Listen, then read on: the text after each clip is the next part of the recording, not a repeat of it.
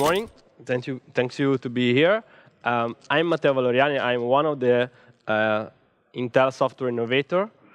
I am founder and CEO of an Italian company specialized on virtual reality, mixed reality, and on emerging experience. I collaborated with Intel and Microsoft, and today, the goal of the day is try to explain why Intel is interested in game development, and how Intel can help you, game developer, to optimize game for Intel architecture. First of all, how many of you are a game developer? Okay. Okay. No problem. And really, the tool that I show you now is not only for gamer, not only for gaming, but for all kind of application that use GPU and CPU. So it can be used also for other kind of application. Well, first of all, why Intel is interested in game development? For this reason. In the last year, a lot of devices for virtual reality, mixed reality was born, arrived in the market. A new device arrived in this year. Microsoft last week presented the new mixed reality devices for €300 more or less, so very cheap. But this is the problem of this kind of device, of the first generation, that required very powerful machine to rendering in a high-quality virtual reality experience. So one of the goals of Intel is to help developers to optimize their application to allow also on a standard laptop or PC to run virtual reality and mixed reality experiences. Intel released almost 1 year ago Intel Graphic Performance Analyzer, GPA. This is a tool specialized for PC, virtual reality, and mobile. So you can use it in very different game context. If you want to try to download, here you can find the code. And it's very simple to use. And some of you want to try to download now. We can also try on your game at the end of the session. But however, then there is the slide online without any problem. The graphic optimizer in the last release is 217 R1, and allow to analyze the runtime of the game and then record a screenshot. Not a simple screenshot, but all the data that's coming from CPU and GPU in a single frame, and then analyze in detail the frame. It's engine independent, so you can use Unity, you can use Unreal, any kind of engine. Is the host machine where you can install the tool. Can be macOS, Windows, Linux, no problem. The other interesting aspect of this tool is not to require the source code of the game to analyze the game. So I can analyze any kind of application without need of the source code. Of course, when I want to optimize, I need to modify the source code. But for the analyzer, for the analysis of the game, is not required. This is the goal. On high-performance GPU, the goal is arrived over 60 frames per second. And on a standard PC or on mobile, the goal is arrive almost 30 frames per second. These are the detail about a host machine and hardware and targeted hardware. How does it work? There is an host system that is the PC where is installed the tool that can be connected to a remote machine to analyze my phone, my other PC with HoloLens or with Vive or other VR system. The tool is composed by multiple tools. This graphic monitor is the launcher and the setter of all the other tools. System analyzer analyze the game at runtime and give you information and metrics regarding GPU, CPU, and of course, frame per second. Graphic tracer and frame analyzer are two different analyzers. The first The graphic tracer is focused on CPU performance. The graphic frame analyzer is focused on GPU performance. So, first of all, you need to understand if there is a GPU or a CPU problem. In general, on game, there is a GPU bottleneck that can be resolved. I want to start to show you immediately the use of the tool. Okay.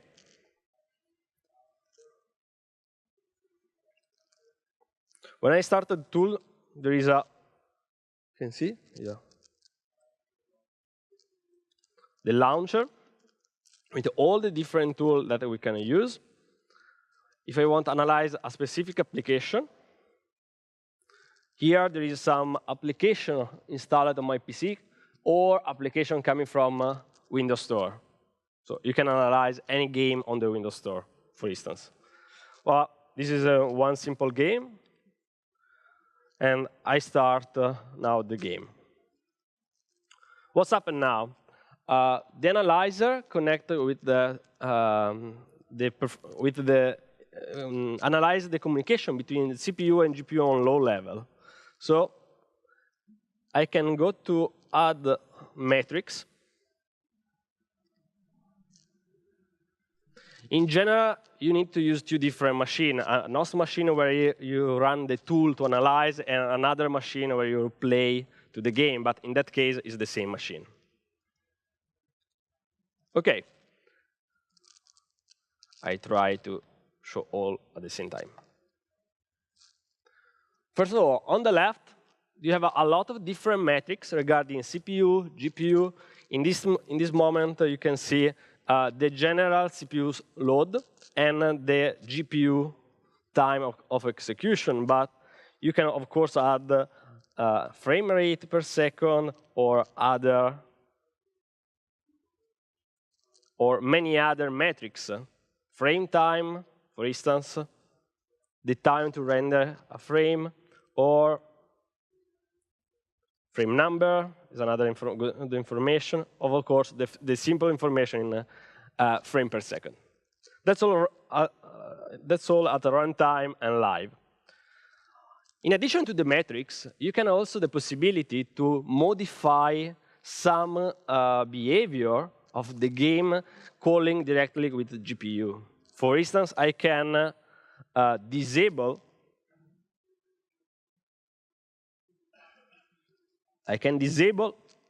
the draw immediately. And of course, the GPU loading is 0 because I'm not drawing the model. So I can apply different filter to try to understand how this can change the behavior and the frame rate of my application. But go on full screen to give you an idea. This is a simple game with a car that runs near in a city. I can perform some operation. The most important is the capture. Not very good, but it's not important the color now. I can detect a specific frame. For instance, when there is a low frame rate that is not interesting for me. For instance, I can perform a screenshot of all the state of my application, all the call of GPU, all the call of CPU. I can set also rules that when frame rate go down 24 frames, take a snapshot and similar. And I take a couple of these. These are useful because in the second phase, we can start to analyze the single frame and understand why the frame rate go down.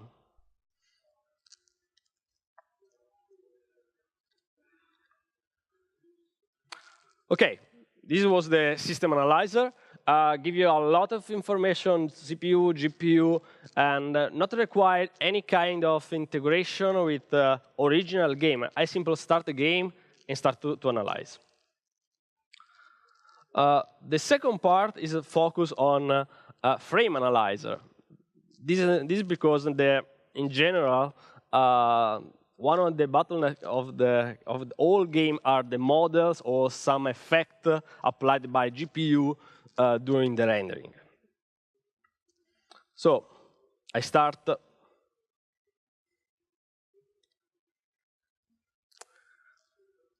The frame analyzer.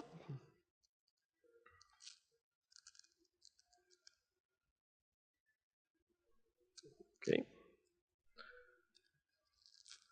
Here there is all the the snapshot captured during the runtime of the game. Take this.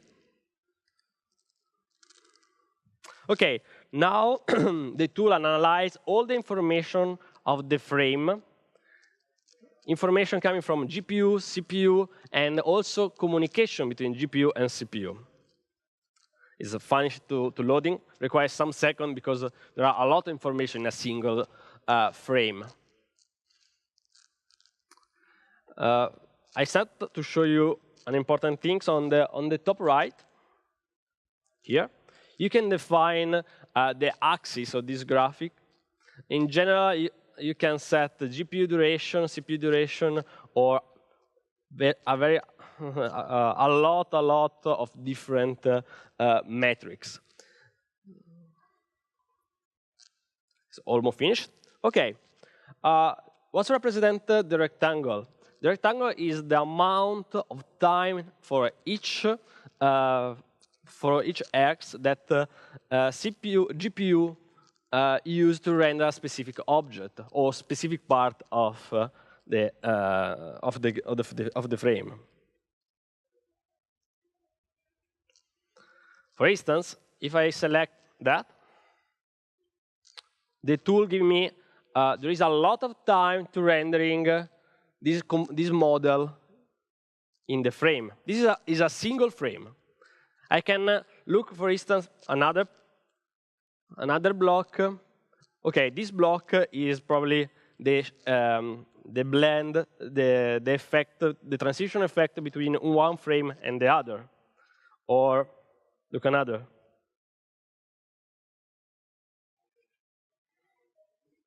This is the background of my application. This is one a shadow, and so on. So this is the car. In this way, we can immediately idea of what are the part of the frame that require a lot of computation. But give me more detail. I try. It's a very big tool with a lot of windows, so I try to zoom it.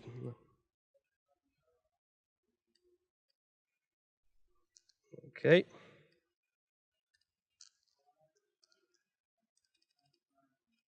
Okay.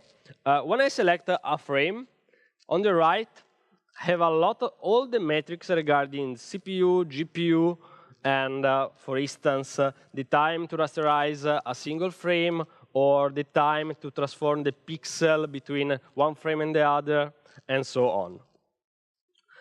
Intel gives you a documentation that you find on that link on the slide that give you an idea about what are the principal problems connected to your application. For instance, you start to analyze the memory, then you move on the analyze the pixel, and so on, and give you a workflow to analyze all these aspects.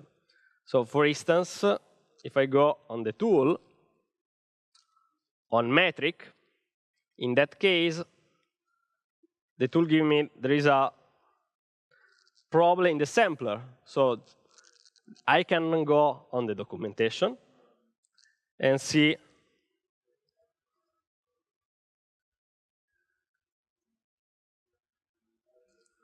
the sampler metrics have to be if there is an input value more than 5%, there is a problem.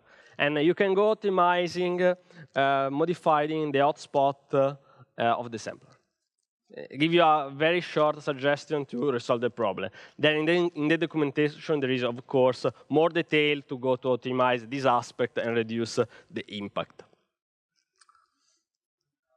So looking to metric viewer, do you have an immediate idea of the problem of your application, of your frame?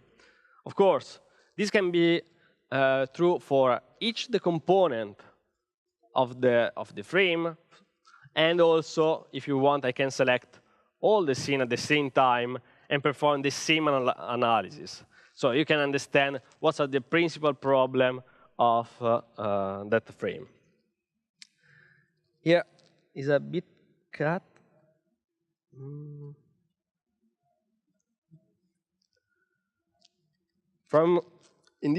In the left part, there is an additional menu that allows you highlight the component regarding a single earth, or to choose different visualization. For instance, I want to visualize like a wireframe, or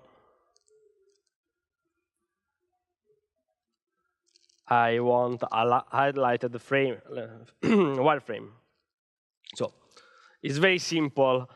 There are a lot of things, but after a few time, you can navigate in your scene in very, very fast way. One other important aspect is the possibility to analyze the texture. One of the big problems normally in the game and in the performance of the game are the textures. Sometimes there are too high-defined texture for specific objects that are very small or very far from the perspective of the user. So in this way, we can find for each element, I come back on the car, I can see the texture of the car and also the respectively shader and all the information. And I can also try to modify directly from here. One other interesting aspect are the shader. Shader normally are effects applied to the models to give you animation, to give you a fluid effect of blur or similar. You can see directly from here the code of the shader elaborated by GPU. I don't have the source code of this game, but using this tool, you can extract the shader and go to understand why the shader is low. And here I give you also the number of vertex and number of points involved in that shader. So give you a lot of information regarding that. Pixel history. Pixel history is another interesting tab. I can select a point on the left on my screen and see the evolution of that point during all my scene. And detect, for instance, that this single point appertains to the arcs regarding the street. Okay? So it's another way to detect where is the what are the elements of my scene. And this is probably the most interesting part, because you can also analyze the geometry of any kind of game. For instance, if you are running a Forza Sport game, you can extract the model of each car and analyze the model of that game that you not have the source code. So, for instance, if I look to the big amount of data of the time in this frame that are the Niagara near to the road, you can see there is a very complex model for a simple object that is not very fundamental in the frame. And so if I try to simplify this model, you can reduce a lot of the time. If you want to try, you can also have an experiment tab where I can choose to disable or modify some aspect of my recorded frame. So I have a frame recorded at runtime during the game, but using the tool, I can modify that frame to understand how changing some aspect modify the performance. For instance, I disable the rendering of this part that immediately disappear from my scene, and you can see an increment in, I try to zoom, in this part. They are rendering and calculated the metrics. There is a delta. This information, when finished to calculate the performance, you see a very big delta, positive delta, because I remove completely the bottlenecks of this frame. So I'm waiting to finish. OK. The 11.5% of performance are recovered simply removing an object from the scene.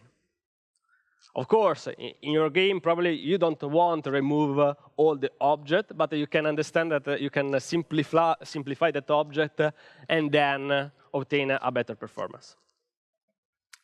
Another important thing, you can also export the geometry in an OBJ file. So you can take a game, extract and analyze any model, and save outside. This is important, not only for copy the model of other. No, it's not that important things. The important things is if you have a game where the objects are deformed by collision, by effect or other, you can analyze the specific geometry during the deformation. So also in that case, you can simplify and obtain very better performance. OK.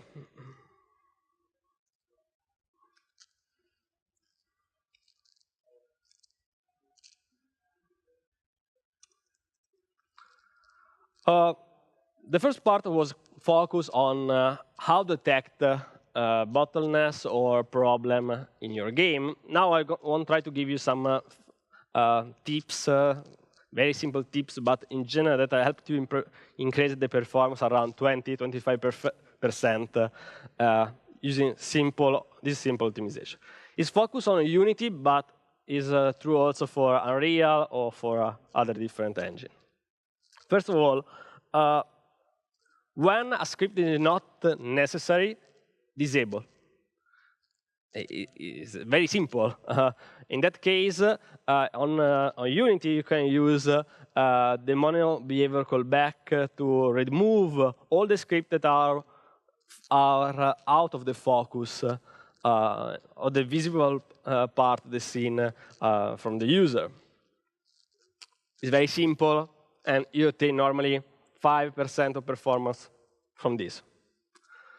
Or another things that require a lot of time, that burn a lot of the performance, is all that kind of method put in update loop that not are necessary in each frame. For instance, if you want to update one timer, you don't need to update in each frame. You want to update every 1 second. So using coroutine help in this kind of operation, and is very more efficient. Respect to checking in each frame if there is 1 second from the last update of the clock. This is an example. The same things is true if you use a remote connection to download data or similar. Another example of optimization is connected to how the CPU manage and allocate object. In general, allocate a new object requires a lot of time. Allocate and deallocate an object in each frame is a very bad idea. Using the Unity profile, you can see, like in this screenshot, how many times the garbage collector is called in a single this is 1 millisecond. So if you have a lot of call of the garbage collector, probably you need to move from object based on class to another structure that is not located on the stack, but on the heap. So this can increase your performance. Another important aspect, especially on VR, but also other game, is the possibility to remove all the objects that are not visible from the user. If you try the demo on the standard Intel, when you have the HTC Vive device, you have a small part of the game that you can visualize at the same time. All the other objects can be removed and not rendered or updated until the camera comes back on the object. And this is very useful. Allow you to reduce of 10% the number of objects in the scene, especially if there are a VR game or similar. On Unity, it's very simple implementing this aspect because it's built in Unity. You can enable what are the objects that can be occluded and can be occluded. And in general, the important thing is define the dimension of the scene. So if you don't set anything, so Unity take all the scene like area to calculate the occlusion. That requires a lot of time in the calculation of the perspective. So try to reduce to effectively the interested part. Another aspect are the texture. If you have a different level detail of your texture, you can at runtime choose the better based on the distance. For instance, in the example, you have 3 different level of detail. L0 is the most detailed. Here you have a building A with 7,000 vertex, and building B with 5,000 vertex. In the second level, you have 6,700 vertex and 4,500 polygon. And in the last, you have only 400 and 300 number of polygon. What that means? If you choose only one of these, you have immediately increase the number of the frame per second. For instance, in that case, you can move from 160 to 220. Of course, these are, if you look probably if you go on the detail on the image, here you have a lot of detail. There is a shadow. There is more detail near to the door.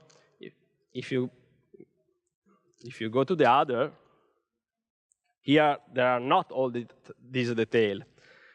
You can, but so in general you want to mix the different level of detail based on the distance. So in general, probably you have a middle level between the maximum and the lower. And finally, the last critical point in a lot of the game are the terrain. The terrain normally requires a lot of texture, and if you try to reduce or simply try to adapt to the distance, also the texture, the terrain, in general, you have 2x factor. Oops. Okay.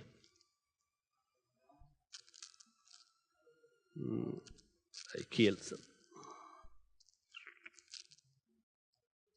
I lost the scene.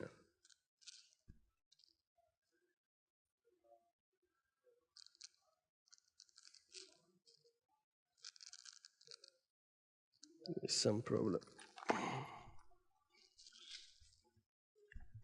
Yeah. Okay. Probably. It's connecting.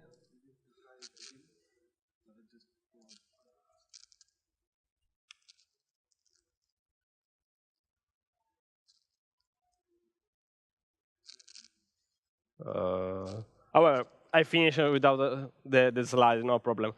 It was my last or last slide. So terrain is another aspect that you can optimize to give better performance in the game. Also because in general, you have too detailed respect to the necessary. Detail is not the principal focus of the game. So,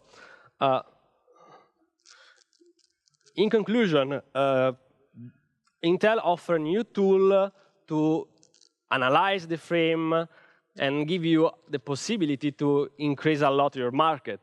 Now the VR devices in the world are 2,000 or 2 million more or less, but the potential market is billion of devices because it's the potential market of all mobile and all standard PC. My opinion is that in the next couple of years, you have a very big expansion in this kind of gaming. And of course, there is a lot of money that a developer can do developing a very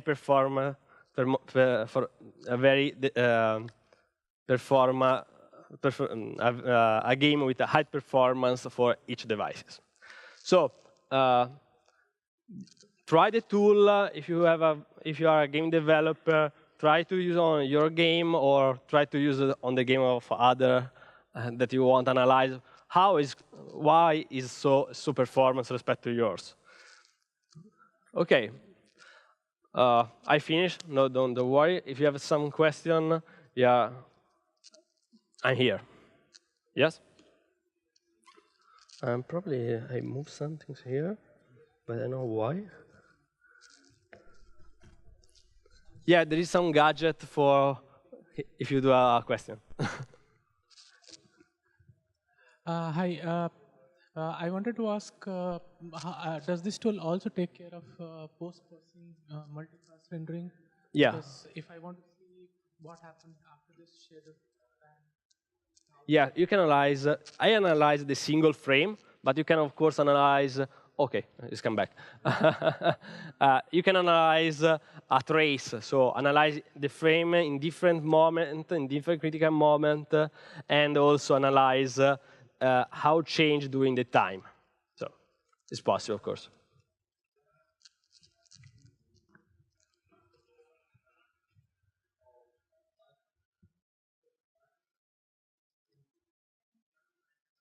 Hi. Hi. Is there a way of maybe tracing also on the engine level? It's not dependent by the engine. It's engine independent. I don't have the source code of that game. You can analyze any kind of DirectX game or OpenGL game without any problem.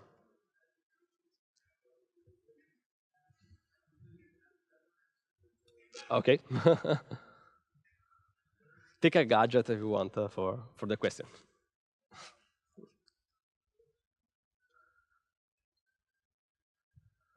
How does it connect to a mobile device?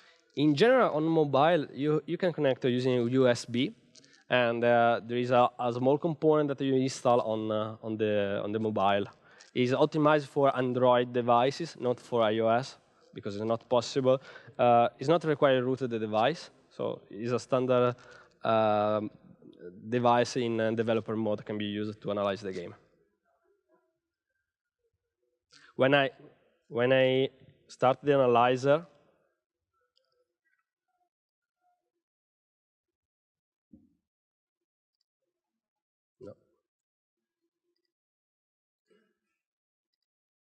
here, I can set an IP address.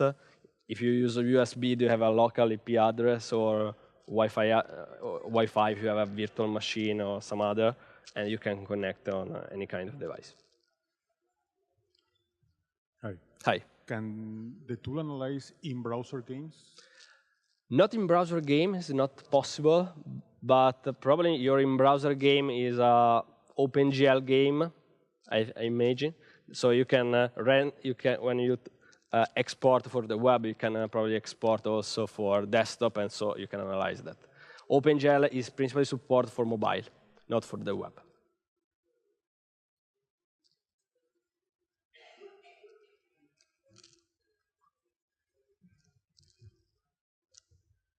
Does this application also support the Vulkan API, or? Yeah, it supports also the Vulkan API. Of course, I said before, is optimized for Intel architecture, so for Android device based on Atom or similar. Thank you.